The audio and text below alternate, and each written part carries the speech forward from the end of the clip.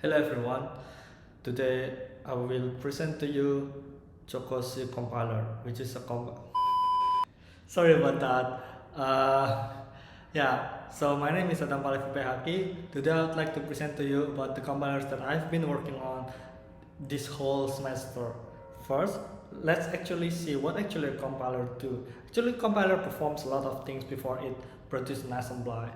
First, it scans. It takes a text and understand the tokens, so it produces something like this at the end of this stage. Notice that, for example, for something that looks a little bit similar, it might have different tokens. For example, true is understood as prep identifier instead of identifier, unlike main on line number 5. This is because the preprocessor see things differently from the main compiler. And then we go to the parsing stage. There are many different algorithms that we can use for parsing our code. One of them is recursive design, which is a top-down parsing, and another is bottom-up parsing. There are different kind of algorithm as well in this class.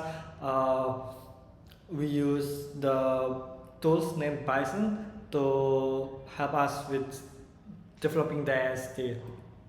Next, we perform text replacement, aka pre-processing. So we replace, for example, string on the right hand side with send car asterisk as defined on line number 4.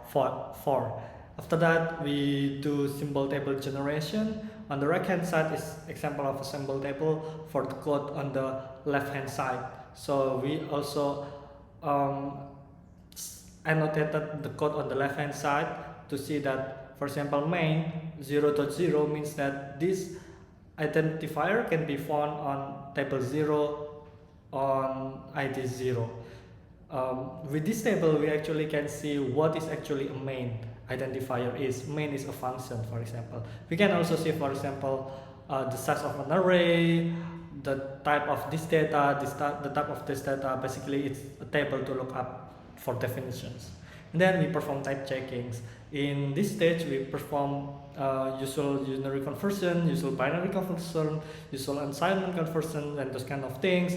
We basically want to make sure that the program is type correct. Otherwise, we would not like to proceed further. And then we generate our code in this stage.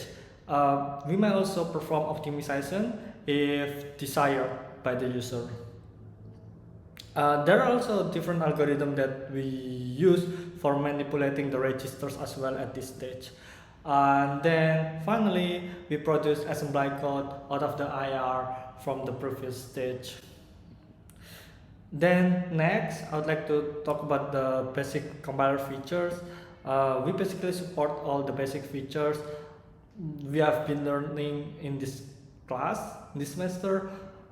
It supports types such as integer, character, long, and short. Yeah, we don't support float, structure, and union. It has a unary binary. It supports unary binary ternary operation, line continuation, multi-line command, tangent, functions, branching, and many more. Okay, so let's see some demo. But before that, let's talk about optimization. It's actually interesting to know that for the same code, we can produce different assembly with different level of optimization. So in my compiler, there are 3 different optimization level that we support. The first one is the 0, meaning that we perform no optimization at all.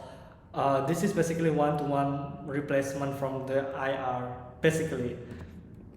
And then the next one is the level 1 optimization. We perform basic optimization, whereby the result of the level 1 will be significantly useful actually for the next stage in my compiler. So yeah, those are basically the kind of optimizations that my compiler does. The kind of optimizations that my compiler do. Okay, see them in action. Thank you for still being with me. Let's start our demo with some simple program, which is case our script. First, the program will ask input from the user. This input will be contained into a variable which is a pointer to character. The variable is allocated on the heap using malloc, the size of which is equal to the buffer size, which is 100, times the size of car, which is 1, so it's 100. Then we copy the input into a string, which is a variable of type array of 100 characters. The string copy basically simply iterating over the source character, copy it one by one into the destination variable. Then after that, we perform KSR script encryption here, and then print back the input and also the encrypted string. So let's execute it. First, we execute without optimization level, without any optimization. And if we execute it, hello world, which is a completely secret message, we got this one. This is without optimization. And if with optimization, it should also produce the same result. So this is on level 1, and let's execute it with optimization level 2. In this case, we should also get the correct message.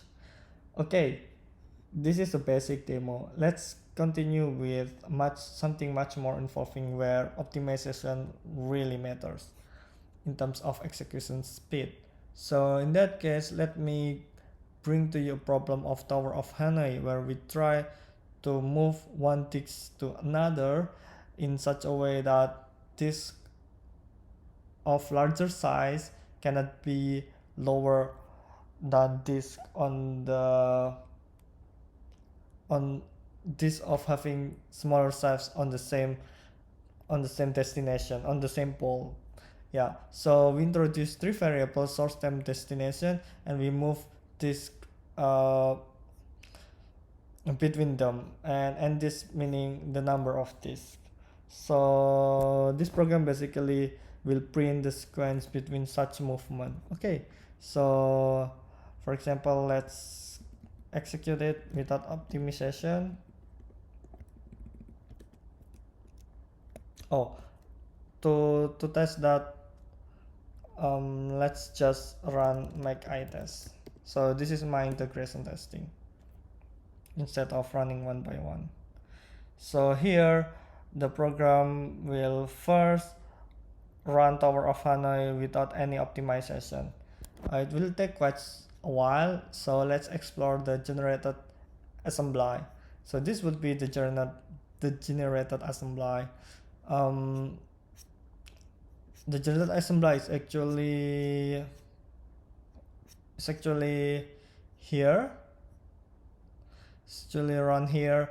So first we have the data section, and oops, sorry about that. We have a data section here which lists the global variable, string, and so on.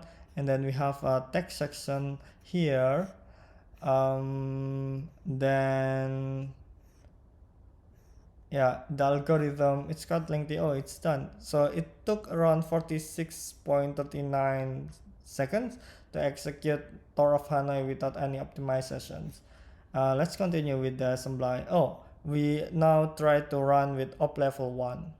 So it will take another time. Let's continue exploring the assembly. So this is quite lengthy anyway. So we have a load, address, and then load word. So before we load the word, we load the address. After that, moving this to A0, which is the argument 0 for function call, which is this one, syscall and li v01, meaning that we print integer. So this is the code generated for printing and disk. So yeah, okay, so it's done. So with optimization level 1, we can see that it is around 1 second faster. Not bad. But the optimization level 2 will make the execution much faster. So yeah, anyway, we can see that it's very lengthy here, right? Similarly, in optimization level 1, the code only slightly changed a little bit. Uh, oh, yeah, it changed a little bit, but yeah, it only afforded around 500 milliseconds faster. This is in contrast with optimization level 2, where the execution speed got reduced from 46 to 29, which is around 17 seconds faster, more or less around 40%. So if we see the code on the code produced by optimization level 2, we can see that the code is much shorter. So instead of in the previous example, we load the address and then load the word and then move that to the parameter. We can load the word directly, the end disk, and assign that directly to the A0 register. That is one instruction doing around 3 to 4 instructions at previous stage. So yeah, that is why it's much faster right now. Okay, now let's talk about some unique features of Choco. So Choco have some unique features. For example, first is the preprocessor, where we can do textual replacement using define, for example. In this case, we replace long pointer with one define on line number 2.